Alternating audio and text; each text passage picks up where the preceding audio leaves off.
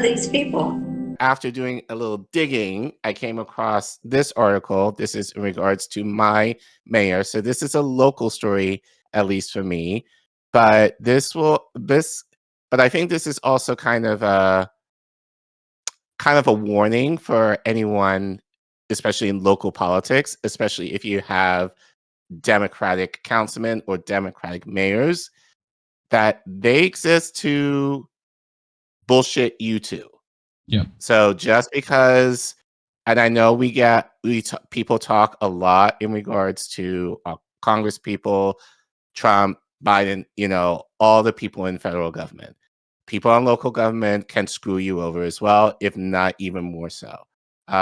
So that's why we always say, focus on what's happening locally, because locally you have the most control in terms of where your money is being spent, or at least at minimum, you can form better relationships, adversarial or otherwise, with your local leaders versus the lack of access you have with your federal ones. So, so as I said, this is Mayor Bowser. She's my mayor, based in DC, and you're probably wondering why I titled this segment Mayor 1%. Well, the thumbnail and the title is actually based off a book based on this guy. We know him as Rahm Emanuel, who is the mayor of Chicago. So he had a book, apparently, that came out over a decade ago, which was titled Mayor 1%. Subtitle is Rahm Emanuel and the Rise of Chicago's 99%. So I do want to read the synopsis. This was pulled from Amazon because this will kind of give you a little context as to what I'm going to read regarding Mayor Bowser. But the synopsis states, how did a city long dominated by a notorious Democratic machine become a national battleground in a right-wing war against the public sector? In Mayor 1%, veteran journalist Carl Leiderstein takes a close look at Chicago Mayor Rahm Emanuel and his true agenda. With deep Wall Street ties from his investment banking years and a combative political style honed in Congress and the Clinton and Obama administrations, Emanuel is among a rising class of rockstar mayors promising to remake American cities. But his private sector approach has sidelined and alienated many who feel they are not part of Emanuel's vision for a new Chicago, and it has inspired a powerful group of activists and community members to unite in defense of their beloved city. By the way, Chicago, for those of you who may not know. So I thought it was interesting, given, that brief summary of the book. Right. Hopefully this will give you enough context in regards to our mayor, who has also been called a new Mayor 1%. Based on the article, this was pulled from Black Agenda Report and Popular Resistance. It was written by John Jeter, who titles in DC a new Mayor 1%, this time in blackface, as in Bowser. Muriel Bowser is proving that black faces in high places don't break systems, they grease them. Ooh, that's good. Ooh, that's very good. That should be a shirt. But anyway, while slashing prices for tip workers and handing billionaires stadium deals, DC's mayor is the engine of gentrification in DC. So let's continue and see what she's up to. Well, we talked about her a couple of weeks ago regarding the proposed stadium that she's looking to build in the city limits. So you can find that in our playlist to learn more about that. But we're going to get into this in terms of how she's trying to screw over workers in DC. What do you mean, Collin? I'll get into it. Earlier this month, Washington, D.C. Mayor Muriel E. Bowser introduced legislation to repeal a law that gradually increases the minimum wage for hospitality workers who heavily rely on customer tips for their bread and butter. If the DC City Council approves Bowser's proposal, it would represent the second time that the city's elected officials have overturned referendums in which a majority of voters endorsed pay raises for restaurant workers. 56% of voters approved the initiative in 2018 and endorsed it by an even wider margin, 74%, when it was put on the ballot 4 years later. So, give some context. We had a ballot initiative twice to raise the minimum wage for tip workers. We did it in 2018, which I actually remember because that was within the first year I moved here. It passed, but the councilmen basically were like, "Nah, we ain't doing that." Right. Then it became a ballot initiative again 4 years ago. 4 years later, 2022, it passed again. So, so right now the shift is now steadily to bring restaurant wages up to minimum wage. Right. But right now, Mayor Bowser, and we'll get into this later in the article, is basically trying to repeal that initiative. So, let's get more into details in that. In a May 6th press conference to unveil her 2026 budget proposal, actually, she just now did that a day ago. Bowser said that reversing the wage increase was necessary to ease the financial burden on restaurateurs who experienced a record number of closures, 74 in 2024, according to the Restaurant Association of Metropolitan Washington. So basically, she's saying there, I need to support the restaurant lobby. Who gives a fuck about the workers and their tip wages? So long, Bowser. Additionally, Bowser said it was important to cut red tape to reassure investors who might otherwise be rattled by a commercial environment that includes rising rental and labor costs, the Trump administration's chaotic trade policies, and its deep cuts to the federal workforce.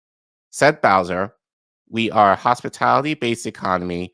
It's the hospitality sector that allows people to buy homes, put their kids through college, and afford to live here. And if restaurants close, there are no jobs. Concluding, she said, we need to have a policy environment that makes it easy to do business in DC. What's I would the argue we need cost of living in DC? You mind looking that up? Can do.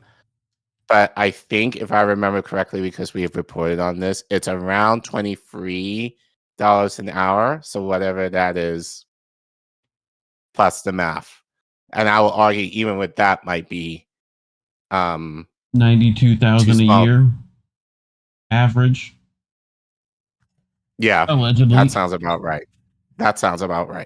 And even then, that's living 39% higher than the national average. Yes. So DC expensive. And our minimum wage, for those of you who don't know, is 17. So do the math. That's not, even the idea of tipped workers getting $17 an hour,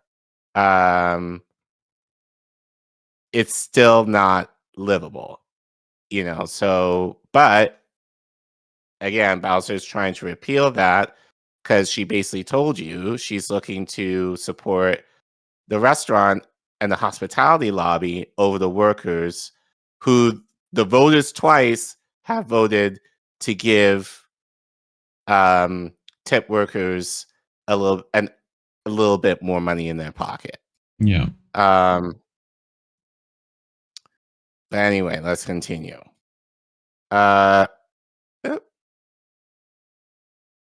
Midway through her third term, Bowser's pro-business strategy is characteristic not only of her tenure, but of each of the 4 African Americans who succeeded the iconic Marion Barry in the mayor's office.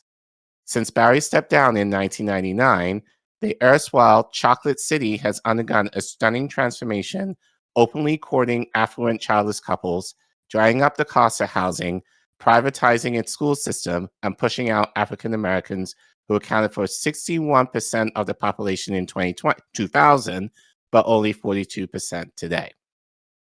That number is likely to continue to plummet, according to affordable housing advocates, labor leaders, and rank-and-file employees who complain that Bowser isn't done nickel and diming the city's workers, despite economic forecasts that the city will lose $1 billion in federal revenues over the next 3 years. And part of that also has to do with Congress pulling $1 billion from this year's budget. Right? Yeah. So not her fault in that regard, but given the rising costs of living, and I'll say this now, I would think it would be a lot more important to ensure that people are taken care of, as in meaning stronger safety social nets versus running to like corporations, and in this case lobbies, to basically say, if I support you guys, then you need to pay people, which they're not going to. No. And that's never been a thing. So yeah, basically putting her stance over the lobbies that are really running the show versus the workers who actually make the city run. And look, the reality is, and I've said this before, even because I work in the richer part of DC, families are leaving.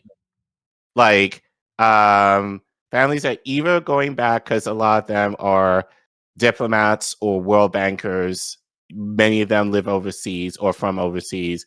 Many of them are going back to their home countries due to the cost, or moving, if not immediately outside in Maryland or Virginia, where, depending where they go, might be slightly cheaper, or out of state entirely because it's just too much. So I'm talking about the affluent families that I know who live here. Right. So if that's happening, then you could imagine how worse it is for low income families who don't have as many options, but will also have to leave DC because the social net systems are not necessarily there.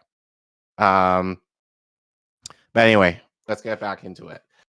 In addition to her proposal to rescind the legislation raising wages for tip workers, known as Initiative 82 or I-82, she announced in April a plan to commit to more than $1 billion of taxpayer money to build a $4 billion stadium for the city's NFL franchise, the Washington Commanders, at the site of the old Robert F. Kennedy venue that was shuttered in 1997. And as I said, we talked about that, I think about 3 weeks ago. You can find that clip in the playlist if you're interested. While Bowser and other officials assert that the deal would generate $2 billion in new tax revenues, Jeffrey Profiteer, an expert on stadium financing deals and a professor in the School of Public Affairs at the University the worst Colorado name to have Denver, for that profession. You can't be called profiteer and then you're an expert on stadium financing. Like, dude, that's a little on the nose. Anyway, he told reporters that the city is effectively giving the Commanders as much as a 90% reduction in rent over the life of the lease or agreement. The whole entire thing is a land grab. Yeah. Benji Cannon, a spokesman for United Here Local 25, representing hotel, restaurant, and casino workers in the Washington, D.C. metropolitan area, told Black Agenda Report. The stadium deal would give almost $1 billion to a billionaire football owner and does not come with a public commitment to bring either good jobs or affordable housing, which DC sorely needs, as seen by the growing homeless population. And the attempt to repeal I-82 is profoundly anti-democratic. What message does it send to DC voters to say that this policy you voted for twice, well, you can't have it? Exactly. Cannon and others note that consumer spending fuels the local economy, and a livable wage is the lifeblood of a sustainable economy, as evidenced by the United States' recovery from the Great Depression.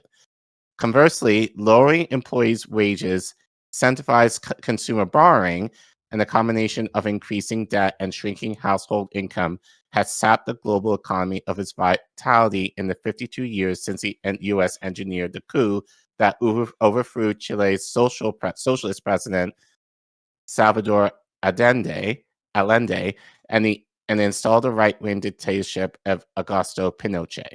Pinochet's bone-deep cuts created the template for ruinous government financial policies known as austerity that spread from Chile to Chicago and Cairo to Cape Town. Progressive economists compare cutting wages during an economic downturn to cutting off the engine of an airplane in freefall. It only accelerates the descent. By one key metric, the velocity of money, business activity nationwide is near an historic low. Okay. Jayaraman. Saru Jayaraman, president of the nonprofit organization One Fair Wage, told Black Agenda Report, "This is why the Democrats keep losing elections. They are not the party of the working class. DC residents are experiencing the worst cost of living crisis in memory, and Bowser wants to roll back wages of our most vulnerable workers." Yep. Employers are typically allowed to pay tip workers a sub-minimum wage. In DC, I-82 increased the minimum wage for minimum pay for service and tip workers in yearly increments from $5.35 per hour in 2022 until it's scheduled to match the hourly minimum wage for all employees in the city, $17.50 in 2027. The city's minimum wage for tip workers is currently $10 per hour, but another pay increase is scheduled to go into effect in July. At the behest of local restaurateurs, Bowser hopes to block that wage increase. The irony is that appealing I-82 would hurt African American women like Bowser. In the restaurant industry alone, more than 27% of Black workers live in poverty, roughly 37% of tip workers are mothers, and nearly half of those women are single moms. Even more ironic is that tipping is proliferated in the United States after the Civil War, when the restaurant and hospitality industries hired newly emancipated Black women and men, but encouraged customers to tip their employees in lieu of paying wages.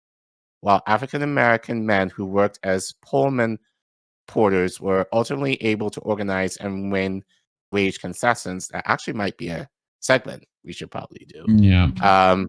The National Restaurant Association formed in 1919, the same year as the outbreak of anti-Black pogroms known as Red Summer, to stop African American women servers from winning similar concessions, Jayaraman said.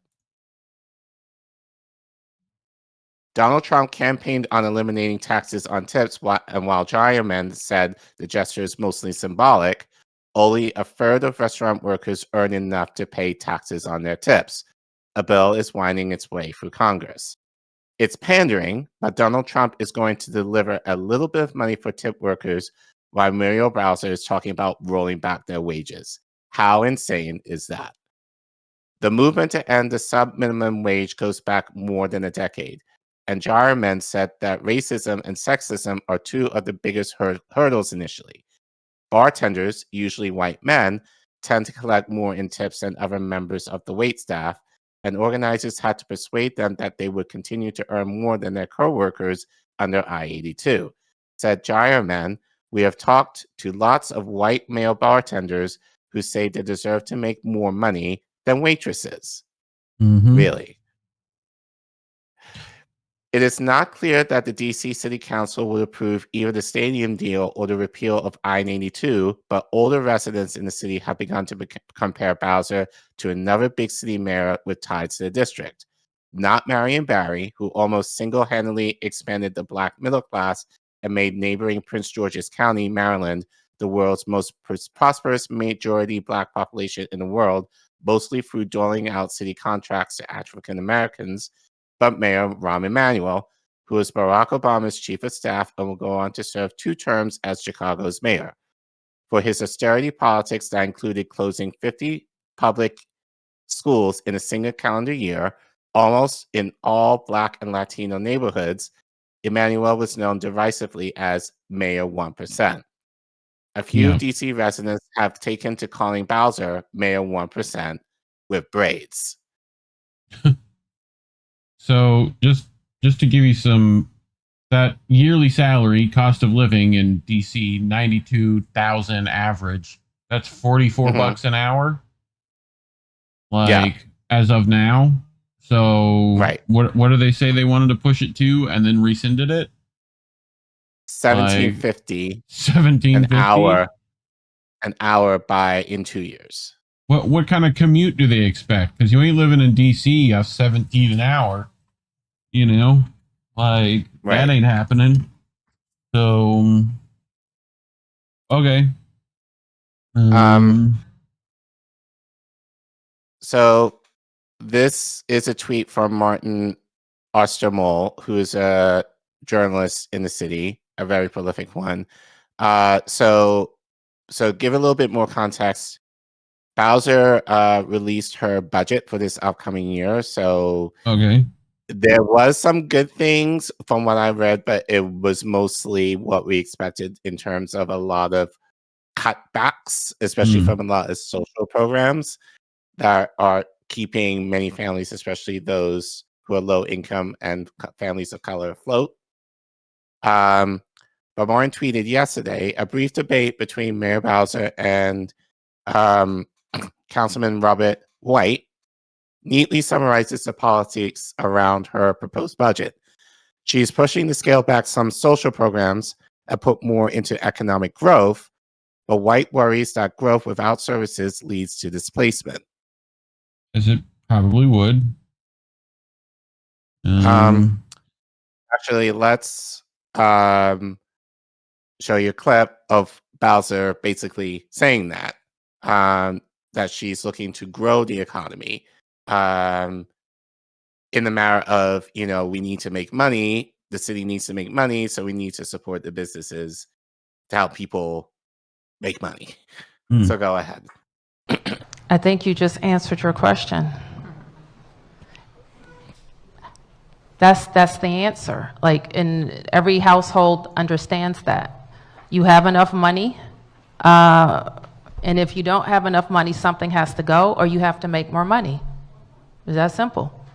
And so the way we make more money, our path is growth. Some other people will suggest just raising taxes. And what I know about what we're facing and Deputy Mayor Albert's efforts is when we're talking to businesses, they talk to us about how much more expensive it is in the district than it is in Virginia. When I'm talking to DC restaurants, they say, why do we have this 82 and they don't have it in Virginia? When I talk to restaurant workers, they say, why am I making less money because of this I-82 and they don't have it in Virginia? When I'm talking to affordable housing developers, they say, why did we go from being #1 in building affordable housing and attracting capital investment, and now we're almost at the bottom? Because of DC laws. That's why. And so we have to choose a path to grow our economy and not overcharge our residents and businesses. That has to be our path. Okay. Well, so that was her thesis of repealing I-82. So White responded, we've got to be really clear. We can't repeat the mistakes of the past, said White, arguing that past efforts to focus only on economic growth led to displacement of Black residents. We can see revenue growth without pushing people out. What sense. we cannot do is suggest, I got it. What we cannot do is suggest that we can only pay for programs and keep getting more expensive while while also not increasing jobs and revenue we have. What happens is you overtax your residents to the point they ask, why do I live here? Countered Bowser. Go. There it goes. The message from Bowser and her officials is that DC is entering a moment of austerity. Expensive social programs have to be scaled back and economic growth prioritized. Once growth leads to improved revenue, those social programs can be revisited. Yeah, right. Are I they imagine the ever? damage by then. Have we found a way to make the city grow and work for everyone? Asked Keenan McDuffie on the tail end of the discussion between the council and Bowser. So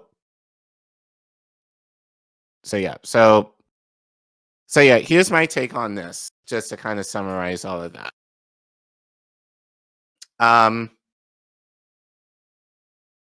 I think is very disheartening the idea that this is a ballot initiative that the city residents have wanted to make the commitment to support tip workers twice, and both times either it was the restaurant lobby or the DC Council or both repealed it because they wanted to protect the restaurant lobby. Because essentially the restaurant lobby, as we see pretty much on the macro level, they do not want to pay their workers. They want to keep more of the profit to themselves. And yeah, like rents are high. Like, yeah, I live near several restaurants like within a block from me that closed down within the last couple of months. I think two of them did within the last couple of months. Rent is because of high rent. High.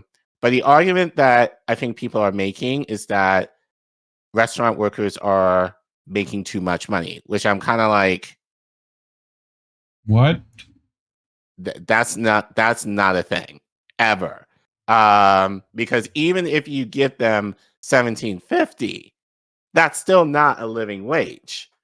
So you're more concerned about your bottom line in terms of you as a business versus the people that are helping you keep the business going. And personally, I argue if you don't have the money to pay your workers well enough that they're able to live, you probably shouldn't have the business to begin with. Sorry, that's just how I kind of see it. But it's the idea, again, Bowser is willing to give $1 billion of our money towards a stadium, which I argue, is it necessary?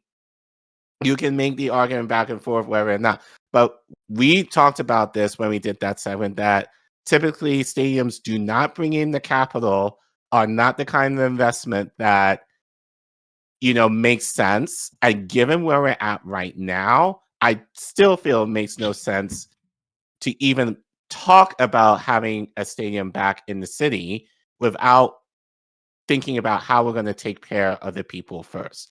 Because like I said, it's just going to lead to more people leaving. It's going to lead to more homelessness. And I don't think it's going to help with the matter of keeping, in this case, restaurants open. Because, yeah, you may not be paying your employees, but rents are still going up. And given food, with the tariffs and everything, food is probably also going to go up as well. So I just don't see. So I just don't see what Bowser is thinking in terms of, well, I know what she's thinking, but she's basically made it very clear that she's looking to support the lobbyists and the corporations that are supporting her over the people that essentially, I don't know why, but voted for her. And so this is, again, just kind of to show you, like, what you see on the federal level will trickle down on the local level. This is why I keep saying you need to focus on what's happening on the local level, because these Democratic mayors or Democratic councilmen, as they say they might be, depending where you live, can find a way to screw you over too. And the thing is, you have more control of what's happening in your town or city versus what you able to control in your federal government. So that's kind of why I wanted to do this story, to just kind of give an example of the way that the Democratic Party, regardless of the federal, local, or in between levels, Yeah. can find a way to screw you over if it means keeping them in office, but to keep the corporations and all these investment corporations that are looking to gentrify cities in particular happy. So, Yep. And they wonder why, you know, just sad. it's very Anyway, sad. So, but yeah, so probably might do an update. Like I said, I think this was kind of a diamond in the rough of a story, but I think it's important to kind of share, but I think this is more of a case of for you guys to really learn or understand who your local leaders are and kind of be aware of what they're doing, especially in terms of the budget. So, like I said, our Mayor Bowser just announced her budget plans. So now our council has to basically go for everything, and it will go through an open forum process right now. So I'm probably going to have to write up to testify for the council to, depending on the programs they're cutting, basically being like, don't cut this program, don't do this, right. for them to vote on this budget in middle of July. So I probably might do an update at that point, depending on what I'm doing. But talking about stories like these are wired and monetized. Don't know why for this type of story, but whatever. Regardless, if you want to support us financially, you can scan the QR code that you see at the screen on your screen there, or you can type in the Ko-fi link that you see at the bottom of your screen on your browser, or if you're in the YouTube chat, you can type in !donate, all one word in the chat, and the Ko-fi link will pop up, and you can give as little as $1, as much as you want through the Ko-fi link. If you don't want to give through Ko-fi, you can also donate via Cash App, PayPal, or Substack. The links are in the description below. And as always, guys, we always appreciate your financial donations. But if for some reason you cannot, or you're strapped for cash, and we more than understand, just you being here is gift enough to us. Then the free way is, and the best way is liking, sharing, and subscribing to our content. And what do you think of this story in regards to Mayor Bowser? Do you think the title of her being called Mayor 1% is deserved, much like Rahm Emanuel? And by the way, I heard that he's actually, the Democratic Party is floating him as far as a presidential candidate. They're floating a lot of people at the minute. Right. So, yeah, we'll I mean, see. not surprised, but yeah, I was very surprised to hear his name in midst of the other horrible names. Yeah. But whatever. Regardless, are you aware of your city's or town's budget? Do you know what how your local leaders are planning to utilize that budget? Is it for the betterment of your community or investment in your community, or is it to support lobbies and investments companies? Let us know in the chat, or let us know in the comments once we pull out the segment. And help us get to free K. We hope to get 25K, hopefully by the beginning of the summer, maybe by the end of the year, that we're able to get to free K. Who knows? But regardless, we appreciate you guys for watching, and thanks a million.